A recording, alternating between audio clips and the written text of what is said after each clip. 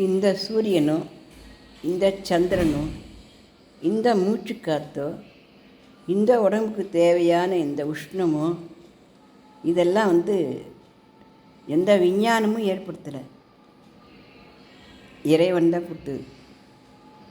அதனால் அறிவு அப்படின்றத கொண்டு நம்ம இறைவன் இருக்கானா இல்லையா அப்படிங்கிறதெல்லாம் பார்க்கறத விட்டுட்டு இறைவன் இருக்கார் அப்படிங்கிற அந்த உணர்வை நம்ம அறிவால் மறைச்சிக்காத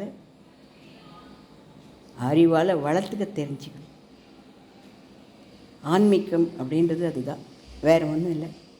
தனியாக உட்காந்து தபஸ் பண்ணணுங்கிறது இல்லை.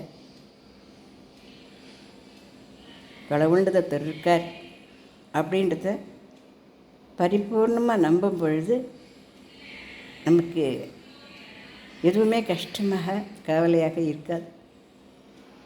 வந்தால் அதை சமாளிக்கக்கூடிய திறமை நமக்குள்ளே வந்துடும்.